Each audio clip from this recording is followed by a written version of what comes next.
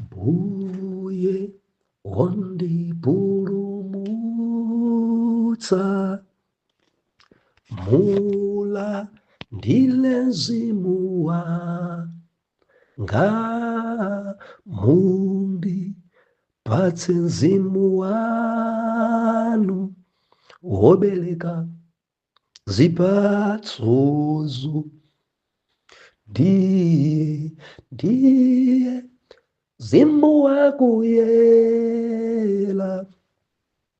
watipatsa ife makhalidwe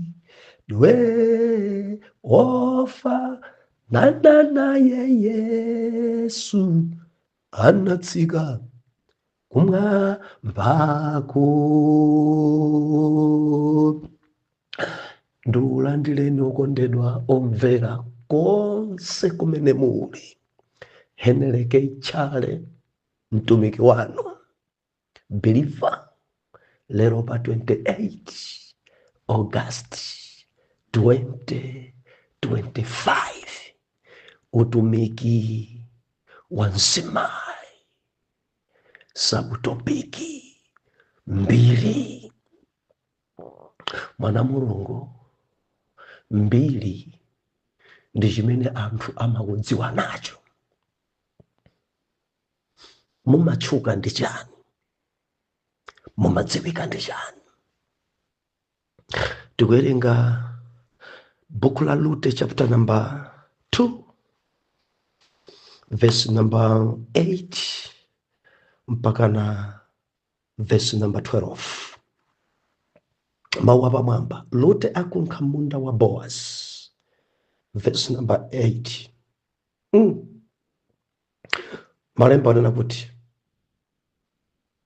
pamenepo Boaz ananena ndi Rute, uli kumva mwana wanga? Usakakunkha munda mwina kapena kupitilira pano, koma uwumilire adzakazi anga momuno. Maso ako akhale pa munda ochekawo ndi kuwatsata. Kodi sindinawawuza anyamata asakukhudze? Ndipo ukamva ludzu, muka kumitsuko ukamweko otunga anyamatawo.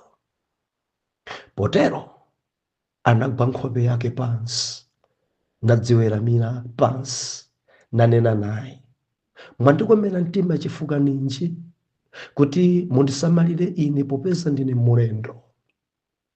Ndipo Boaz anayankha nanena naye, anandifotokozera bwino zonse unachitira mpongozi wako atafa mwamuna wako. Pamenepo ndikuti wasiya atate wako ndi amako ndi dziko lobadwirako, iwe ndikudza kwa anthu osawadziwa kale. Yehova akubwezere ntchito yako, nakupatse mphotho yokwanira. Yehova Mulungu wa Israeli, amene unadza kuthawira pansi pa mapiko ache. Mulungu wabwino, Mulungu wa mtendere, odzala ndi zifundo zonse ndi ulemerero. Zikomo chifukwa cha kuwerengedwa kwa mawu. Tikukufunani kwambiri Mulungu, mutilankhule, mutilimbikitse, ndipo tidzamva m'dzina la Yesu. Amen. Muli bwanji Nzuzu? Bye bye Nzuzu. Lilongwe, get ready madzulo ano. Fire, fire, fire, fire, fire. Ndikuyamika Mbuye maka chifukwa cha abale ndi alongo amene mutamva kuti tili pa Nzuzu 101, munabwera kuno kumphatso, talimbikitsana, tapemphera limodzi zolimbikitsa. Mulungu akudalitseni nonse ku Nzuzu. Ngati Ambuye Yesu sabwera, ndikuti tidzaona naso chaka chamawa maso ndi maso, papapa, Lilongwe, Getlede paponda mali. Timakhwelera pa 6 miles ndi mtunda about 5 kilometers, mmakhala mwafika paponda mali. Mukafika pamenepo lukamba ndino ana Mulungu kungofunsa kuti msonkhano uli pati, ndikuti mwatipeza pafupi ndi msewu. Believer, dzulo tinali pano timanena kuti kudzipereka, kuyigwira ntchito opanda wina kukuwumirisa, kungonyamuka basi, kuntumikira Mulungu popanda wina kukukakamisa. Mzimayi uyuyu Lute omvera, mzimayi uyu ngwapadera, ndi mzimayi amene adakakamira, mzimayi amene akudziwa chimene akuchita. Mama wa uliwonse amanyamuka kunyumba kwawo kupita kumunda. Mama wa uliwonse osachita kukakamizidwa, osachita kugwedezedwa, ankangonyamuka ekha nkupita kagwira ntchito. Akusoweka mzimayi wodzipereka. Mu mpingo wa lero akusoweka mzimayi wodzipereka, ontumikira Mulungu osati chifukwa chakuti alamulidwa, koma akuchita kumva mkati mwawo kuti achite dere. Haleluya. Kunsamalira Naomi, mamuna wake atamwalira. Dzulo ndinanenetsa kuti izizi masiku ano nzovuta. Atsikana alero eti angasamalire apongozi mamuna wakeyo atamwalira. Mama wa mpaka na madzulo kukakunkha tirigu kunjesa mpongozi, mamuna wake wamwalira. Eti ndikubereka komwe sadabereke naye, olo kuti mwina mwacha adapita pachabe, mimba adapita pachabe, ayi kungokwatira mkazi ndikumwalira. Endi mpongoziyo kunena kuti apongozi ndikusamalani. Lute mamuna wake atangokwatiridwa naye sadakhale, adamwalira.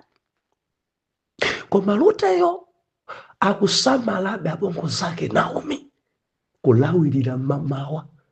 Ndingati kapadali madzi osamba, kapadali kumuchapira zovala, kuphika, kupita kasaka chakudya kumaminda, kudzajesa apongozi, nkwasamala apongozi. Koma mamunayo atamwalira.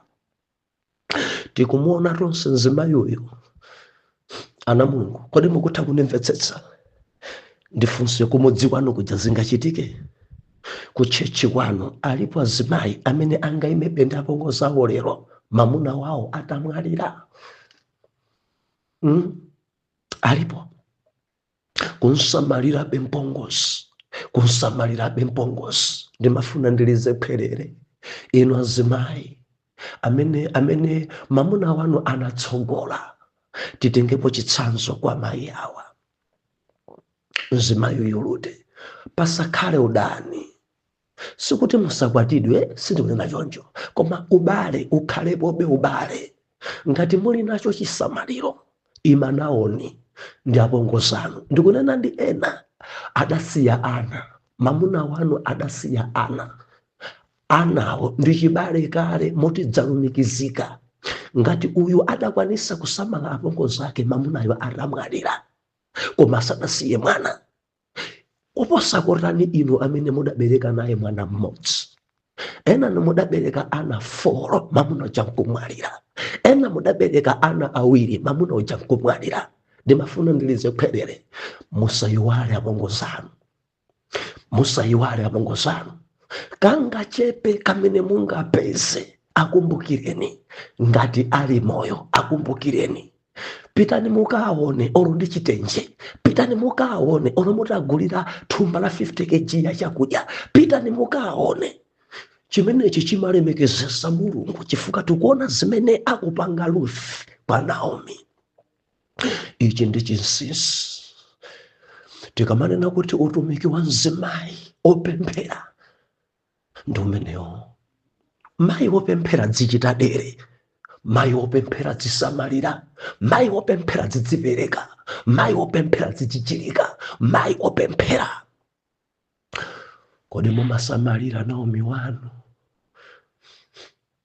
ndi angati amene muli ndi Naomi. Mzimayi uyoyo anali mayi wodzipereka, mayi wodzipereka, mayi wodzipereka. Ndimafuna ndikulimbikitseni, dziperekeni pa ntchito ya Mulungu, dziperekeni. Inuyo mudzipereke, osati kuchita kuuzidwa kapena kupemphedwa. Tangodziperekani. Ambuye akudalitseni inu amene mumagula malata, osati kuti mwachita kuumirizidwa, koma mwachita kumva kuti muchite dere kugula malata ku chalichi. Ena mudagula matumba simenti ku chalichi, ena mudagula mipando ku chalichi, ena mudagula zida za ku chalichi, ena kugula microphone ku chalichi, osati kuchita kuuzidwa koma kudzipereka nokha. Ena mudagula zovala za abusa, ena kugula nsapato za abusa, ena mudagulira busanu galimoto. Ambuye akudalitseni kwambiri kumeneko ndiye kudziperekako. Osamachita kuuzidwa. Pena Mulungu amakhoza kukulankhula kukuonetsera chosowa. Pena Mulungu amakhoza kukuyitanira ku nyumba kwa wina, kapa mtumiki wina, iwe kungolowa m'nyumbamo, Mulungu amakulankhula kuti ubuno muli chosowa. Sukuti utuluke ukauze anthu, koma iweyo utengepo gawo. Osati mochita kupemphedwa koma modzipereka. I believe ndikulankhula ndi wina wake. Mulungu adakuuzani, Mulungu adakuonetsani kuti mutengepo gawo, musweka kungodzipereka ku ntchito imeneyo. Mwina nkutheka ndalama zanu nzochepa, koma ndikutsimikizireni, mukangodzuka kudzipereka pa ntchito ya Mulungu, and Jehova adzadzichulukitsa mpaka na chokhumba chanu chitachitika. Sikuti somugona ndi njala, ndikufuna nditsimikizire mpingo wa Yehova, tamverani. Ukamapereka ku ntchito ya Mulungu sumalusa. Ukapereka ku ntchito ya Mulungu sumalusa. Ndili ndi umboni wochuluka apa. Maso anga wandaona osati kuuzidwa nsoyi. Ukapereka ku ntchito ya Yawe suuza kanthu bi, and zonsezo Jehova amakubwezera. Mwese dziperekeni ana Mulungu, dziperekeni. Musamalole kuti ntchito ilowe pansi inu mulipo. Ndimafuna ndikuwuzeni chinthu ichi. Mulungu avomereza inuyo, Mulungu akupasani gawo inuyo, Mulungu apereka ntchito kwa inuyo, Mulungu apereka chuma kwa inuyo. Ndi cholinga chakuti mudzipereke ku ntchito ya Mulungu, and kuti ntchito isabwerere m'munsi, ipitebe chitsogolo. And Mulungu akudikira inuyo, osati awo, akudikira inuyo.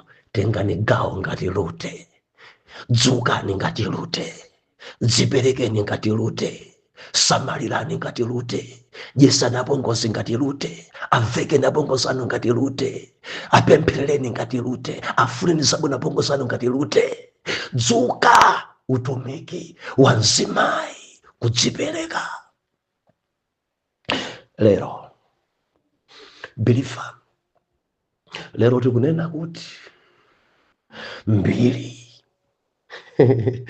Oh, haleluya. Mbiri. Ndisodambe kupa masula apa, mundulole ndiwerengeso buku lija la Miyambo chapter number 22. Miyambo chapter 22 verse number 1. Bible nakuti mbiri yabwino ifunika kopambana chuma cha mbiri, kukomera mtima anzako kuposa siliva ndi golide. Believer, mbiri yabwino, buku la Miyambo kunena kuti imafunika koposa chuma cha mbiri. Ndipabwereze, mbiri yabwino njofunika kupambana chuma cha mbiri. Ndi akupitiriza kunena kuti kukomera mtima anzako kuposa siliva ndi golide. Mbiri. Pasi chimene awerenga buku la Rute chikundidalisa nchonena kuti Bible ikunena kuti atadzipereka anyamata uja ocheka uja adamfotokozera Boaz. Adamuza Boaz, abwana, mzimayi uyu ni mzimayi wochichilika. Akunena ero ndi nyamata, mzimayi uyu ni mzimayi wodzipereka. Mzimayi uyu nyumba sakhalitsamo, ndi njira ina samakhala ku nyumba uyu, amakhala ku munda kuno. sakhala samangosewera uyu ni mzimayi ogwira ntchito ende ntchito imene akuigwira mzimayi uyuyu akumatenga chakudyacho nkumadyesa apongozi ake. Ankafotokoza zimenezi ndi mnyamata mtsogoleri wa ocheka. Bowazi adamva zimenezi. Baibulo likunena kuti Bowazi adamva zimenezi adamuyandikira mzimayi Mowabu ndi kulankhula naye nkumuwuza kuti mwana wanga tamvetsera, munda ososa ukhale uno, mwana wanga tamvetsera, ukangolawirira each and every day udzibwera kuno, tamvetsera mwana wanga, usapite munda wa wina aliyense udzibwera munda uno, mwana wanga mvetsera, udzilondola ochekawo, tamvera, ndalamulira nyamatawa kuti asakukhudze. Mwina ukhoza kuopa kuti mwina ndi amuna, mwina akhoza kundigwiragwira, mwina akhoza kundipanga chipongwe, koma ndachita kulamulira kuti asayerekeze wina kukukhudza ola kukuchitira chipongwe. Baibulo ikunena kuti adamuwuza kuti Lute tamvetsera, ukamva ludzu madzi alipo, ndipo madzi amene udzimwa madzi pamodzi ndi anyamata anga ochekawa, mitsuko iyi udzimwa limodzi ndi anyamatawa, ende usamavutike kasaka madzi kutali madzi alimo muno kale, ende madzi amene adzimwa anyamata anga udzimwanso madzi amenewo. Tamvera Lute, tamvera Lute, usazunzike, tamvera Lute, tamvera Lute, munda uno udzikhala masuka. Adamasukira, adamusa chilichonse. Ndi Baibulo ikunena kuti mzimayi adafunsa Lute, abwana, mwandikomera mtima chonchi chifukwa ninji? Mwandikomera mtima chonchi chifukwa chani? Simukundidziwa, ndine mulendo pathu sikuno, koma zimene mukulankhulazi, zimene mwandichitirazi, mwachita kundikomera mtima, mwachita kundimasula. Why? Bowazi akumuyankha Lute, awiriwiri, tamvera, mbiri yako ndachita kumva anthu ambiri, mbiri yako andifotokozera anthu. Ndiyakunena kuti mene udakhalira bwino ndi m'bale wathu Naomi, anthu andiuza. Mene umasamalira apongozi anga, anthu andiuza. Mene umadziperekerera kwa Naomi, anthu andiuza. Mene ukugwirira ntchito, anthu andiuza. Chifukwa cha chimene chitamvera, tamvera Lute, udasiya dziko la kwanu, udasiya abale ako, udasiya dziko lako, nkudzakhala ku dziko la eni ngati mulendo ku dziko kuno, endi utabwera kuno ukuthandiza, ukusamalira, ukudyesa nkhalamba ija. Chimene chocho mbiri anthu adandiuza za iwe. Haleluya. Believer, mbiri njoposa chuma. Mbiri ndikuti mbiri imakupangitsa kuti ukhale pabwino. Mbiri ndikuti mbiri umakhoza kusamalirika kwa anthu amene sikuwadziwa. Mbiri yabwino idampangisa Lute kupeza ufulu pamaso pa Bowazi. Mbiri yabwino. Lero tondo ndifunseni, muli ndi mbiri yanji? Mumatchuka ndi chani? Mumadziwika ndi chani? Ndimafuna ndinene ichi, mbiri yanu, makhalidwe anu, zochita zanu, anthu amakufotokozerani bwino osati kudzifotokoza nokha. Ndamva bwino anthu akunena kuti ine ndine odzichepesa, ine ndewu ndilibe, ine ndine okonda kwambiri. Wekha sungadzione. Amanena ndi anthu, amafotokoza ndi anthu za mbiri yako. Anthu ndi amene angathe kukukumba. Ndimafuna ndilankhule ndi azimayi. Ukamafuna kuti upeze banja ukwatidwe mzimayi. Masiku ano mwina chifukwa cha technology, komanso kuti tili masiku akumapeto, tikuziona ife ma Facebook. Ndikusowa okondedwa, ngati mukundifuna WhatsApp namba atandipeza. Azimayi akufunsira. Koma muchikhalidwe chathu pa Afrika kuno, muchikhalidwe ngati Malawi, mwina mwa azimayi 100 akhoza khala, mwina mwa azimayi 300 mzimayi mmodzi amene akhoza kukhala kuti akufunafuna kusakasaka mamuna ekha ndikwatili ndakukonda mwina akhoza khala mwa azimayi ka 1000 azimayi awiri koma muchikhalidwe mamuna ndi amene amafunsira mkazi kuti Anaphiri ndakukondani, Anamsusi ndikufuna timange nanu banja. Mamuna ndi amene amafunsira mkazi. Ndimafuna mumve ichi kuti mamuna afike pomufunsira mkazi amakhala kuti amva mbiri. Sikukongola ndibwereze kukhala pabanja sikukongola. Believe tamvera sikukongola. Sikukongola, sikuyera, sikuda kwambiri kapena kunenepa koma mbiri. Akadakhala kuti okongola onse ndi amene akwatidwe kuti kuyenano mabanja simukadapeza chifukwa sindinokongolayi. Papweteka koma pali choonadi choonadi chimawawa. Akanati okongola onse akhale pabanja ndikunenetsa ena ambiri and 80% akadakhala opanda mabanja. 80% akadakhala mbeta, akadakhala opanda amuna. 80% akadakhala opanda. Believe ndine mulendo ku Facebook koma azimayi amene akuoneka kuti akufuna mabanja awo ngati sudalowe ku Facebook lowa koma ngodusa ku Facebook udzaona ndazungu ine ndili ku Canada, ine ndili ku America, ndikufuna wachikondi wa serious, ndili ndekha ndili single, ine haleluya haleluya haleluya. Mukayang'ana bwa ngooneka bwino koma banja libe. Ena sali pa banja lerolo chifukwa kuti Mulungu alembera kuti akwatidwa 2025 kumapeto kwa chakachi. Ena no mu diary ya Mulungu mukwatidwa 2026. Ena no 2027. Ena mukwatidwa mwezi omwe uno, ena mwezi wa nawa. Ena no muli pa chibwenzi kale. Ena no masomphenya ndi maloto Mulungu alankhula kale zokhudzana ndi okondedwa wanu. Ambuye alemekezeke. Mundimva kale koma nditsindike pano kuti mamuna afike pomfunsira wina kuti ndakukonda. Asadafike pamenepo amayamba afunsa mmodzi. Ndimafuna mkazi wa banja. Ndiamanena kuti ndikufuna mzimayi wa mbiri ya bwino.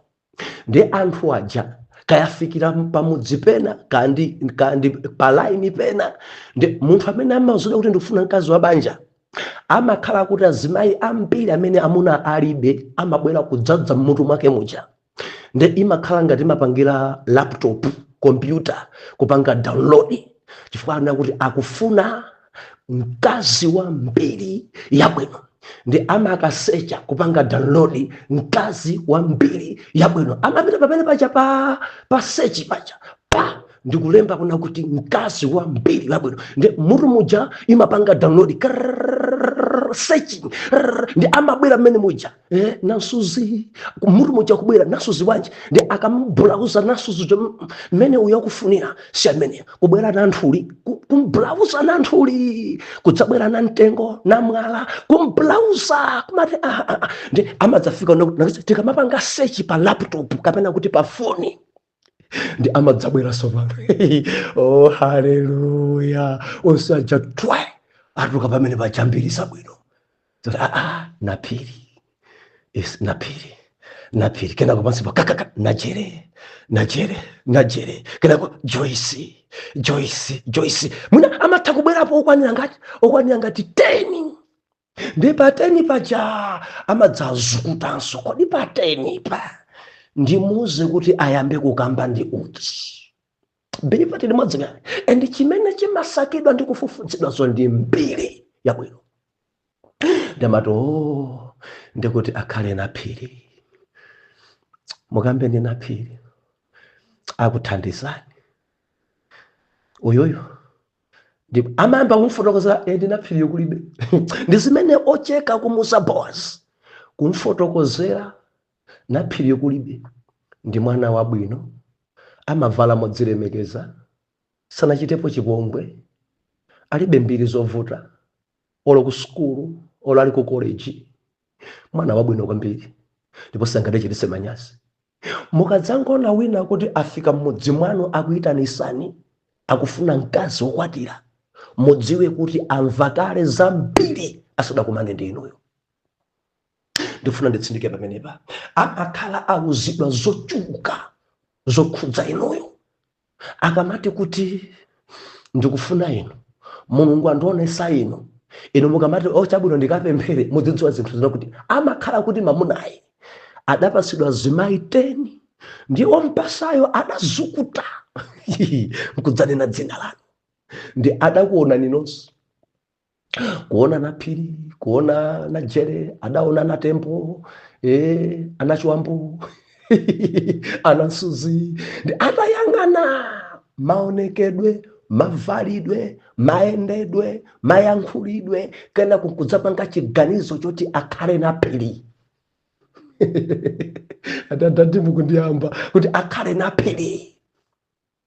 Believe sichophwekayi, mbiri yabwino, mbiri yabwino imapambana chuma, mbiri yabwino kukomera mtima anzako. Mwana Mulungu, Lute adakomera mtima Naomi, kumudyesa Naomi, kumusamala Naomi, kusambitsa Naomi, ndiye kumuyambona kuti kukomera mtima anzako kumaposa siliva ndi golide. Muli ndi mbiri yanji, mumadziwika ndi chani? Mbiri yanu njorani ku chalichi, mbiri yanu njorani mmudzi mwanu, mbiri yanu njorani mtauni imene mukukhalayo, mbiri yanu njorani ku ntchito. Muli ndi mbiri yanji ku ofesi, muli ndi mbiri yanji ku chalichi, ndinu wa president, ndinu intercessor, mbiri yanu njamtundu wanji, mumatchuka ndi chani? Ndimafanene ndinu abwana, muli ndi mbiri yanji abwana, muli ndi mbiri yanji abwana. Ndilize khwerere pano, mbiri yoyipa imadzazunza ngakhale ana odzabadwa mbuyo. Believe ine ndamva komanso ndaona mwana wina akukanidwa kulembedwa ntchito chifukwa cha mbiri yoyipa ya bambo ake. Anthu nkubana kuti mulembe uyu bambo ake adali pano adatizunza kopya. Bambo ake chidali chirombo. Mbewu is pakampani pano ayi. Ukhoza kuchita bwino ma interview, kukhoza pa number 1 kuposa anthu onse amene apanga interview pa anthu onse 10, koma anthu amazukuta mbiri ndi amadzayang'ana mbwete bambo ake chidali chirombo, bambo ake chidali chirombo. Ndinene ndinu amene muli pamwamba makampani, ndinu general manager, ndinu director, mudzikhala bwino ndi anthu, mudziakomera mtima anzanu, kuti pamenepo mukadzachosedwa 1 kapena mukadzamwalira ana anu adzakomeredwenso mtima ndi ena. Koma kuipa mtima kwanu, tamvetserani, mmene mukuchitira nkhanza anthu enawa, ana anu adzavutika kopi. Ana anu sadzapezeka wina walemba ntchito chifukwa cha mtima choyipa chimene muli nacho, mbiri zonyasa kwambiri. Mudzazunzisa ana, ndikunena pano ana ena abwana wina akusowa ntchito chifukwa cha mbiri zoyipa za bambo awo. Ankachitira nkhanza ntchito, adalibe chifundo pa ena, ankangoponda nzake ma workshop, chilichonse chobwera mabudula yekha, madya yekha. Mbiri zoyipa zidapangisa kuti ana avutike, dzikupangisa kuti adzukulu avutike. Lero bwanja amene osalemba ntchito ati ndigulu imene awaya dzimfiti za anthu, dzirombo za anthu. Mayi ake adali pano, mayi ake uyu chidali chirombo. Mulekeni mene adatizunzira ife. Mayi ake uyu ali pa kampani pano, mayi ake ali pa mpingo pano, ali mayi wa chigwirizano, chidali chirombo cha mzimayi. Jana zake zidzimudzike kunja, no udindo. Why? Mbiri zoyipa za makolo. Ambuye atithandize. muli ndi mbiri yanji? Mbiri yanu njorani? Ena mumatchuka kwambiri ndi kuyenda maliseche. Ena mbiri zanu zotukwana. Ena mbiri zanu zongogonana ndi amuna aeni. Ena mbiri zanu zongovulira akazi aeni. Ena mbiri zanu zoyipa. Tamverani, mbiri yabwino imapambana chuma cha mbiri. Mbiri yabwino ukhoza khala kuti ulibe chuma, koma ngati uli ni mbiri yabwino ukhoza landiridwa, ukhoza kusamaliridwa. Haleluya. Mbiri yabwino, mbiri yabwino ukhoza kunyamuka kwanu kupita boma lina chifukwa cha mbiri yabwino, akakulandira akakudyesa konko. Mbiri yabwino. Biliva, tamvera, alipo anthu ena akulandiridwa, alipo anthu ena akudya bwino kwina, alipo anthu ena akusamaliridwa chifukwa cha mbiri yabwino ya bambo awo kapena ya m'bale wawo. Tili mwadzika, ndili ndi ng'ono wanga ali ku South Africa panopa.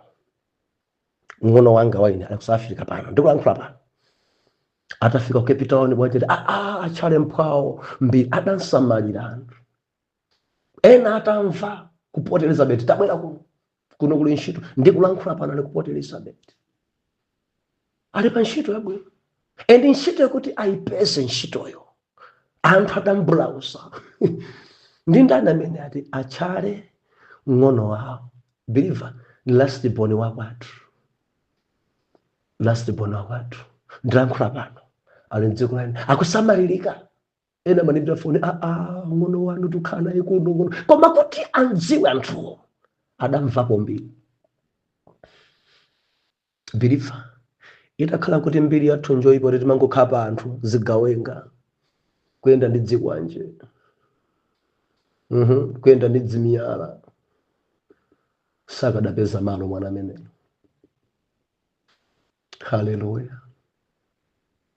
Mbiri yanu yabwino, ana anu, abale anu akhoza kusamalirika. Mbiri yabwino imapambana chuma. Mbiri yabwino imapambana mabilioni. Muli ndi mbiri yanji abusa, muli ndi mbiri yanji bishop, a director, muli ndi mbiri yanji a general manager. Mbiri yanu njorani. Mbiri yabwino, mbiri yabwino, mbiri yabwino. Lute adapasidwa ga udzimwa mitsuko imeneyi, udzidya kuno, udzibwera munda momuno, udzisamalirika konkuno. Akuti mwandikomera mtima chifukwa chani? Akuti adandifotokozera zonse. Mbiri yako ndidayimva, mene umakhalira ndi apongo zako, mene umasamalira apongo zako. Adandiuza nyamatawo mudzi monsemu anthu akambaza iwe mbiri yabwino. Mondilondole mawa bwanji pamene ndikatumikire ndili mzinda uja wa Lilongwe. Bye nzuzu. Atate mu dzina la Yesu, mwana wanu uyu ali ndi mbiri zosakhala bwino. Mbiri, Jehova ndikupemphera, inu amene mumatha kusintha mbiri onga mudasinthira mbiri ya Paulo, musinthenso mayi uyu. Mayi uyu ali ndi mbiri zoyipa, pabanja pake mbiri zoyipa, kuntchitonso mbiri zoyipa, pakwayala mbiri zoyipa. Pemphero langa, Jehova nsintheni kuti akhale dalitso. Musinthenso mzibamboyo, musinthenso nyamata ndi msungwana. Sintheni tonse tikhale ambiri zabwino, chifukwa mwatsindika kuti timakomeredwa mtima ndi ena chifukwa cha mbiri zabwino. Zikomo Jehova, chitani zimene zikulemekeza dzina lanu. Mwa Yesu Khristu oyera mtima tiyankhe kuti amen and amen.